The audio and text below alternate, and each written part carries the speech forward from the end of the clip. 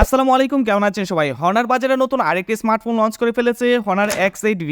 স্মার্টফোনটি খুবই জোস, 6.8 millimetre thickness, মানে খুবই পাতলা ও হালকা একটি স্মার্টফোন যা প্রিমিয়াম একটি ফিল দেয়। তাছাড়া 8GB র্যাম 512GB স্টোরেজের এই স্মার্টফোনটির প্রাইস হচ্ছে 29,999 টাকা।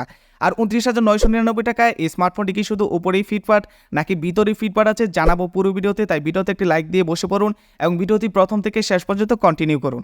স্মার্টফোনটির ডিজাইন খুবই সুন্দর, স্লিম এবং পাতলা একটি স্মার্টফোন, অনেকটাই বক্সি টাইপ, মানে এখনকার সময়ে এত স্লিম পাতলা স্মার্টফোন দেখা যায় না বললেই চলে। আর এই স্মার্টফোনটি অতিরিক্ত স্লিম করতে গিয়ে কিন্তু এখানে হারাইতে হয়েছে 3.5 মিলিমিটার ইয়ারফোন জ্যাক। তবে এটাতে থাকছে সেকেন্ডারি নয়েজ ক্যান্সেলেশন মাইক, থাকছে সিঙ্গেল স্পিকার। তবে এখানে সিঙ্গেল স্পিকার না দিয়ে আমার মনে হয় যে ডুয়েল স্টোরেজ স্পিকারটা দেওয়া খুবই দরকার ছিল, যেটা এই বাজেট রেঞ্জের মধ্যে আশা করাই যায়। এছাড়াও এই স্মার্টফোনটির ডিসপ্লের কথা যদি বলি, এখানে ব্যবহার করা হয়েছে 6.7 ইঞ্চি অ্যামোলেড ডিসপ্লে, সাথে থাকছে 90 হার্টজের হাই রিফ্রেশ রেট এবং এই ডিসপ্লে পিক ব্রাইটনেস হচ্ছে 2000 নিটস, মানে ইনডোরে আউটডোরে এই স্মার্টফোনটি ব্যবহার করলে লো ব্রাইটনেস জনিত কোনো ধরনের সমস্যা ফেস করতে হবে না। তাছাড়া এই ডিসপ্লে বর্ডার এরিয়া খুবই নেরো, যে কারণে ডিসপ্লেটাও দেখতে অনেকটা ভালো লাগে, আবার অনেকটা কিন্তু আইফোনের মতো ফিল দেয়। আর অ্যামোলেড ডিসপ্লে থাকায় এই ডিসপ্লেটা কিন্তু যথেষ্ট কালারফুল একটি ডিসপ্লে। তবে 90 হার্টজের হাই রিফ্রেশ কিন্তু আমরা সচরাচর 12 থেকে 13,000 টাকা স্মার্টফোনে এখন দেখে আসছি। এখানে 120 হার্টজের হাই রিফ্রেশে দিলে জিনিসটা একদম ঠিকঠাক ছিল। তবে এখানে মনে হয় ডিসপ্লে সেকশনে আরও অনেক ইমপ্রুভমেন্টের জায়গা ছিল। এইগুলো কিন্তু হনার নেক্সট টাইম প্রতিটা স্মার্টফোনেই লক্ষ্য রাখবে আশা করি। স্মার্টফোনটি ক্যামেরাতে থাকছে ট্রিপল ক্যামেরা সেটআপ, যেখানে মেইন ক্যামেরা 108 মেগাপিক্সেল, সাথে থাকছে 5 মেগাপিক্সেলের একটি আলট্রা ওয়াইড লেন্স, আরও থাকছে একটা 2 মেগাপিক্সেলের ম্যাক্রো লেন্স এবং সর্বোচ্চ ভিডিও রেকর্ডিংয়ের ক্ষেত্রে 1080p 30fps আপনারা ভিডিও রেকর্ডিং করতে পারবেন।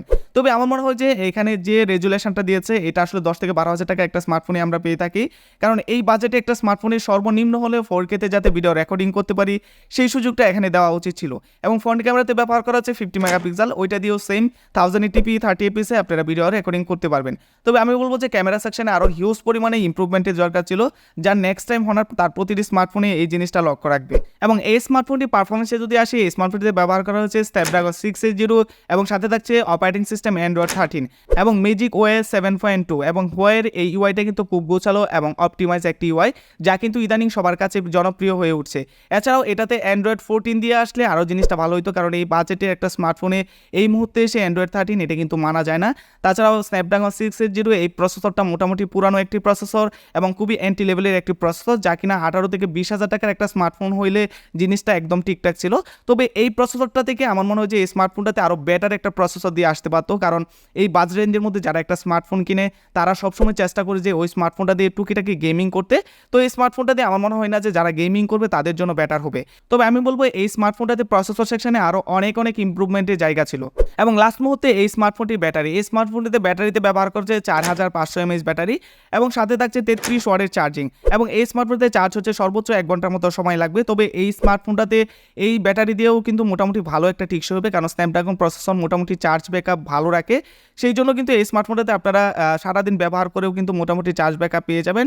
এছাড়াও যদি নর্মালি এই স্মার্টফোনটি ব্যবহার করেন 1.5 দিন পর্যন্ত অনায়াসে এই স্মার্টফোনটি ব্যবহার করতে পারবেন। এবং লাস্ট মুহূর্তে আমি বলবো এই স্মার্টফোনটি ভাই বাজেট বিবেচনা অনেক কিছুই এটাতে মিস হবে, কারণ হচ্ছে এই বাজেটে একটা স্মার্টফোনে আমাদের বহুত কিছু আশা থাকে, এই জিনিসটা কিন্তু এই স্মার্টফোনটাতে পূরণ হবে না।